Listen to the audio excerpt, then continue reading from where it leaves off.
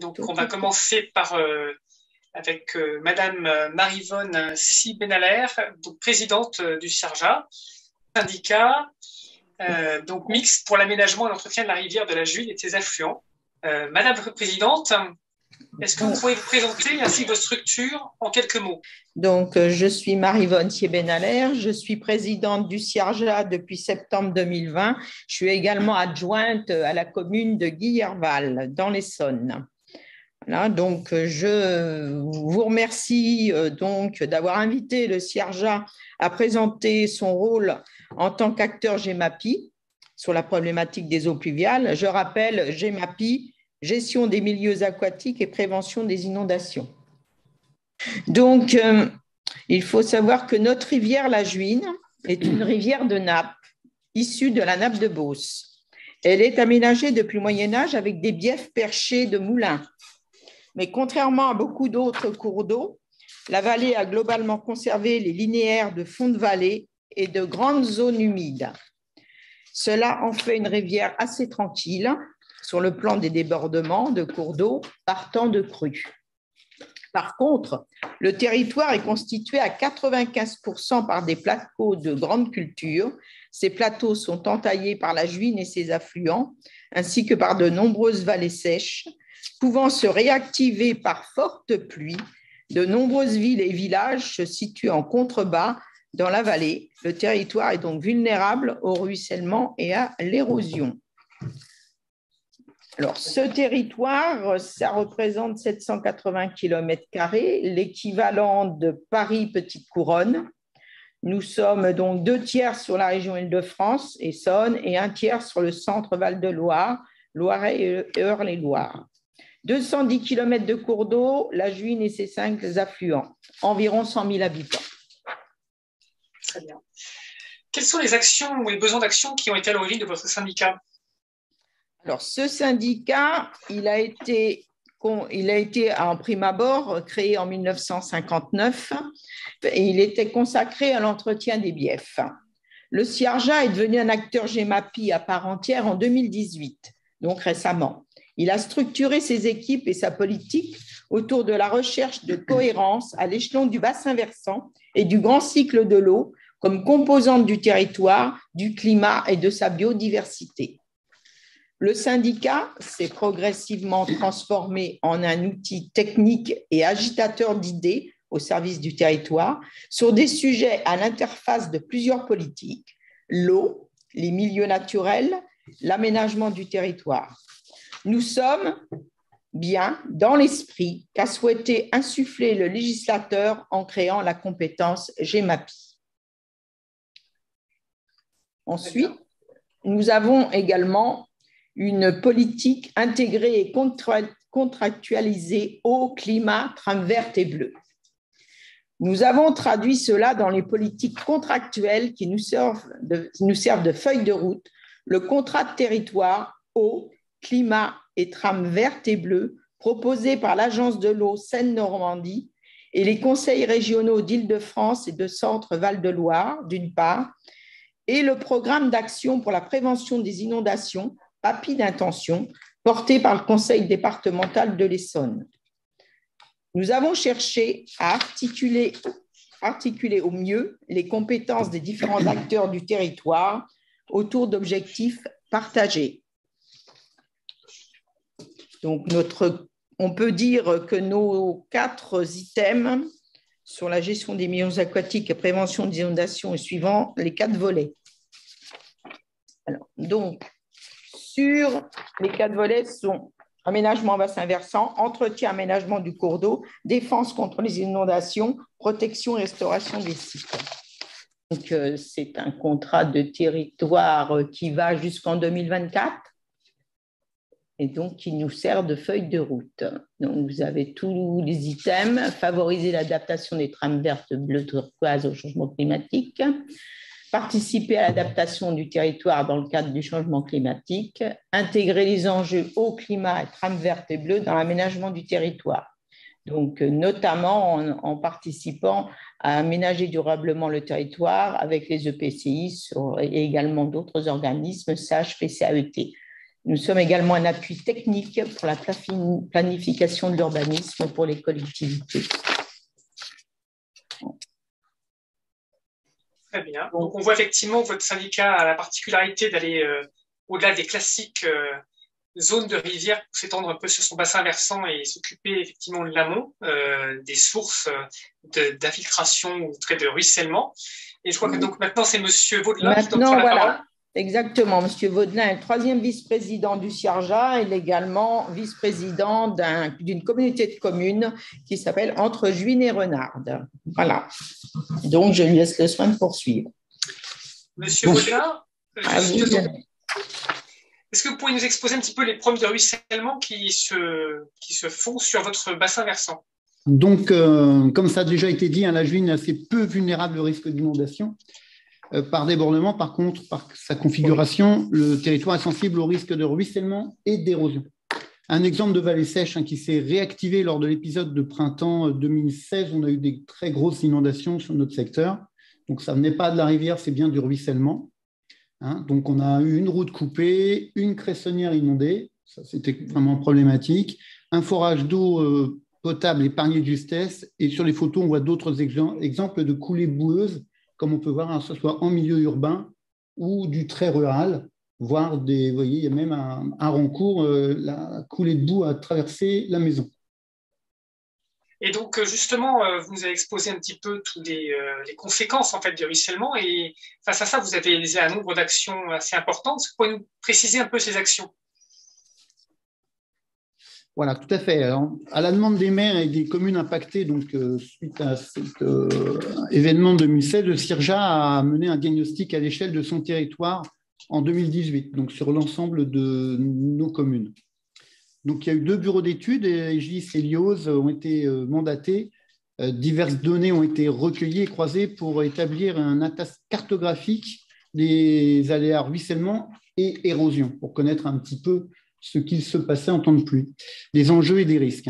Le tracé des axes de ruissellement a été communiqué aux communes de manière à prendre ça en compte à terme dans les plans d'urbanisme pour éviter d'aller construire dans ces axes de ruissellement. Donc, après, on a travaillé sur les bassins versants et on a identifié 5 premiers sites prioritaires qui ont été définis, ont fait l'objet de propositions d'aménagement. Vous les voyez, ils sont un petit peu en teinte rosée sur le plan de droite.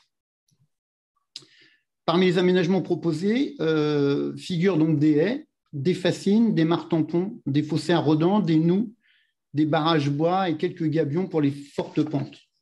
Donc, on a réalisé des modélisations qui ont permis d'établir l'impact sur ces avant-projets sur la lame d'eau, donc avec cette modélisation informatique que vous avez là, selon différents scénarios de pluie. Donc, on a fait des retours à 5 ans, 20 ans, 50 ans et centennales, en combinant ou non des mesures agronomiques complémentaires. Et enfin, des premières réflexions ont été menées sur des faisabilités en articulation avec les maîtres d'ouvrage et MAPI, haute pluie urbaine, des financements possibles que l'on a recherchés et des outils fonciers envisageables. Nous avons 2 sites qui font aujourd'hui l'objet de mise en route de programmes de prévention sur les ruissellements. Donc, le CIRJA s'est positionné en tant que maître d'ouvrage de manière à agir directement sur les parties amont pour la réalisation d'aménagements d'hydraulique douce.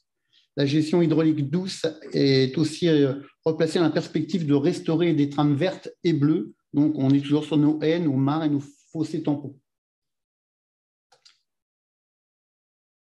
Ce volet ruissellement a été l'occasion de travailler directement avec les acteurs du territoire et en premier lieu les élus et le monde agricole, en partenariat avec la Chambre d'agriculture, avec lequel nous avons passé une convention, pour lequel à l'occasion de réunions de concertation. Alors ici, vous avez une carte qu'on a intitulée Martyr, puisqu'en fait, on a proposé plusieurs aménagements. Vous voyez, il y a des petits traits verts, des petits points jaunes, tout un tas de choses, et qui ont été, quand vous avez des croix rouges, en fait, c'est des choses qui ont été retirées suite à la concertation avec les agriculteurs et les élus. Donc, ça a servi de support aux premiers échanges entre les collectivités et les agriculteurs. Après, nous faisons des réunions individuelles avec les agriculteurs pour gérer du cas par cas, puisqu'en fait, il faut tenir compte, faut pas créer d'entraves non plus à leur travail. Donc aujourd'hui, il paraît difficile de concrétiser des engagements fermes de la part des agriculteurs puisqu'ils attendent un petit peu la nouvelle PAC avant de s'engager et juridiquement et financièrement sur l'entretien et les plantations, parce qu'on a beaucoup de plantations de haies dans ce système-là, et on a aussi des noues, pas mal de noues. Donc la stratégie retenue est de faire en sorte que le bassin versant reste le plus perméable possible, en infiltrant dès l'amont pour limiter la jeunesse des ruissellements et réduire la nécessité de travailler, de traiter très, très, très à l'aval et d'éviter qu'en fait le ruissellement arrive dans les zones urbaines qui posent d'autres problèmes après. Donc on essaye de limiter et d'infiltrer le plus en amont possible. Très bien. On voit donc effectivement que votre stratégie se décline à la fois sur le rural, et donc maintenant, vous avez aussi un certain nombre de réalisations sur l'aspect urbain, je crois. Voilà, donc on a aussi une articulation avec les intercommunalités donc qui gèrent, elles, le milieu urbain, compétentes en matière d'eau pluviale, a été envisagée dès le démarrage en ce qui concerne les flux résiduels. Donc, la gestion par des techniques alternatives est promue par l'animation proposée par le syndicat et qui est financée par l'Agence de l'eau et les conseils régionaux, puisque nous sommes sur 2 régions, l'Île-de-France et le Val-de-Loire. Cette articulation a été facilitée dans un premier temps par la mutualisation d'un poste de technicienne en charge du ruissellement de l'eau pluviale au Cirja et en charge du pluvial urbain, la communauté de communes Juin et Renard, ce qui permettait d'avoir la liaison complète de la trame de l'eau. Alors, nous faisons d'autres choses. Par exemple, le Cirja organise des voyages d'études, des classes d'eau, des journées techniques. On a fait une visite aussi à Dopta au showroom, qui a été réalisée, donc on en parlait tout à l'heure, à Douai. On a aussi développé tout un tas de techniques alternatives avec les communautés de communes. On voit ici une image avec donc un parking perméable. On a réalisé sur le siège de la communauté de communes l'ensemble des parkings. C'est un showroom en fait de toutes les techniques alternatives pour faire du parking perméable. On a de l'enherbé, on a du pavé, on a de l'enrobé drainant, on a du gravillon calcaire, on a tout un tas de types. Donc ça peut servir aussi de visite pour ceux qui seraient intéressés. Le volet planification urbaine est également visé puisque le Cirja produit des cartographies donc des axes de ruissellement et aussi toutes les zones humides à intégrer dans les documents d'urbanisme. Voilà, le syndicat s'est ainsi positionné comme maître d'ouvrage pour les volets d'hydraulique douce en tant qu'acteur GEMAPien en lien avec le volet aménagement du bassin versant de la GEMAPI. En effet, nous sommes partis du principe qu'une goutte d'eau ruisselée entraînait des particules solides qui finit toujours à la rivière et impacte son écologie et la ressource en eau. Les solutions les plus pérennes et les moins coûteuses pour atteindre le bon état sont celles qui mettent en jeu de l'hydraulique douce fondée sur la nature et le plus en amont possible. Merci beaucoup. Donc, effectivement, on voit que vous avez combiné tout le cycle de l'eau, autant en termes de rural qu'urbain, et grâce à votre animation donc auprès des collectivités, vous avez trouvé un partenariat avec les EPCI et qui permet de diffuser, je dirais, au-delà du monde rural agricole, ces problématiques de ruissellement, de lutte contre le ruissellement. Il y avait une petite remarque dans le chat là, qui était sur savoir si vous saviez s'il y a des techniques de semis sous couvert qui auraient pu être mises en place sur vos bassins versants ou promues dans la zone agricole en fait. C'est semis sous couvert, en fait, c'est-à-dire qu'en fait, ils ne déchaument pas forcément l'hiver, ce qui permet de retenir des résidus sur le sol. Et donc, en ressemant sur place, en fait, il n'y a pas de ruissellement en fait, sur du ternu, quoi. Oui, on y travaille avec la Chambre d'agriculture et les agriculteurs pour justement amener ce petit plus aussi pour certains endroits. On a certains endroits qui sont beaucoup plus sensibles que d'autres. Hein. On est, nous, dans une vallée donc avec des plateaux au-dessus. Donc, sur les plateaux, on n'a pas trop ces problématiques. Mais dès qu'on commence à travailler dans la pente, on travaille aussi avec eux sur ces semi-couverts. Les modes culturels aussi, hein, puisque oui, les sens de labour, les choses comme ça, on essaye de sensibiliser.